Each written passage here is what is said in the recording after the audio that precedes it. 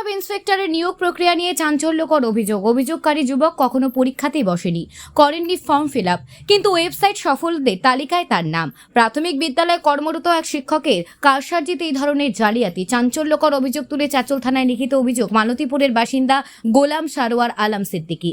অভিযোগকারীর দাবি, নদিয়া জেলার ভীমপুরের বাসিন্দা পরিমল কুণ্ডু 2017 সাল নাগাদ চাঁচলের একটি প্রাথমিক বিদ্যালয় সহ শিক্ষক হিসেবে যোগদান করেন।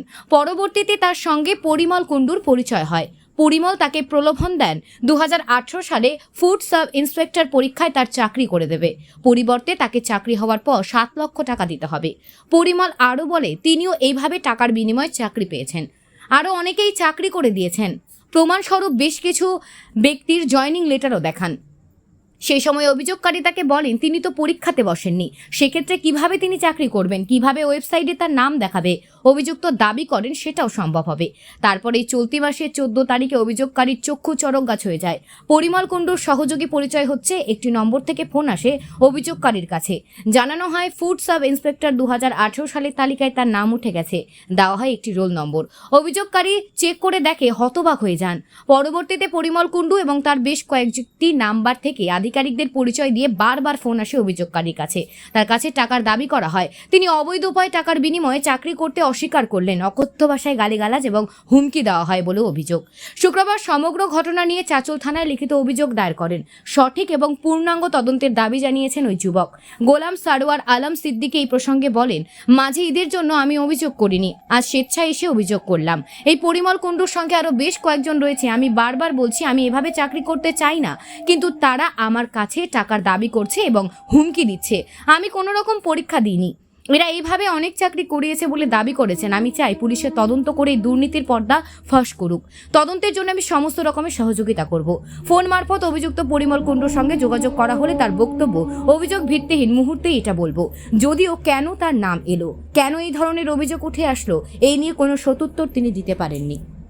মূলত আজকে কি অভিযোগ জানাতে চাঁচল থানায় এসেছেন? আমি চাঁচল থানায় অভিযোগ জানাতে এসেছিলাম। একজন প্রতারক, মানে একজন স্কুল শিক্ষক প্রাইমারি, এখানে 2017 থেকে 20 পর্যন্ত কর্মরত ছিলেন। উনিও বলেছেন আমি ওই টাকা মারফতে চাকরি পেয়েছি এরকম বলে জানাই।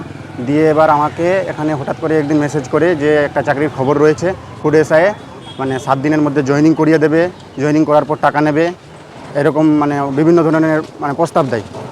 দিয়ে এবার রীতিমতো আমি ওকে চ্যালেঞ্জ করি যে এটা তো অসম্ভব হতে পারে না, তাহলে আগে নাম তুলুন তারপর টাকা দেবো। আমি ওকে চ্যালেঞ্জ করে জানার জন্য, এটা দেখার জন্য, এক্সপোজ করার জন্য যে আমার নাম, ওনার নাম পরিমল কুণ্ডু। পরিমল কুণ্ডু, বাবার নাম নিমাই কুণ্ডু, বাড়ি হচ্ছে ভীমপুর, নদিয়া ভীমপুর। ও দাবি করেছে ফুড এসআইয়ের চাকরি করিয়ে দেবে, 7 দিনের মধ্যে জয়েনিং লেটার দেবে, টাকা। মাস্টারমশাই দাবি করছে যে 2018 সালের, কিন্তু 18 কি কবে আমি কনফার্ম নই। পিএসসির ওয়েবসাইটে রীতিমতো উনি নামও তুলে দেয় গত 14 তারিখে।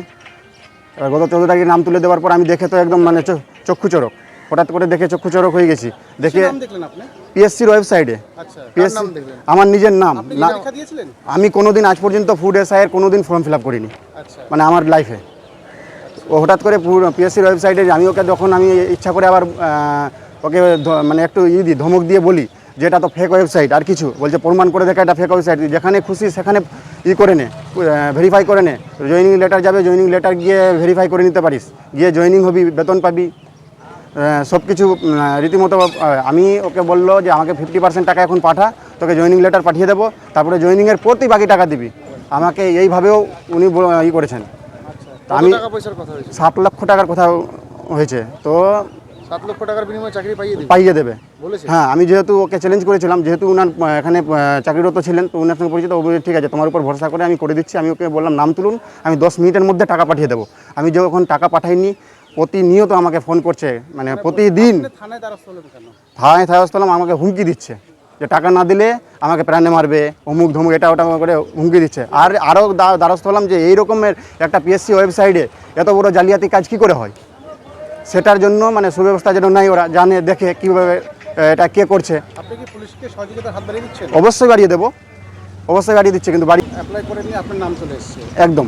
আপনি আতঙ্কিত হয়ে গেছেন একদম, দেখে হতভম্ব আমি যে কী করে এটা সম্ভব, একটা পিএসসির ওয়েবসাইটে আমার নাম। আপনার নাম? আমার নাম গোলাম সারোয়ার আলম সিদ্দিকী, বাড়ি মালতীপুর। আমাদের সাথে থাকুন এবং দেখতে থাকুন নিউজ প্রাইম টাইমস, আপনাদের সাথে আপনাদের পাশে।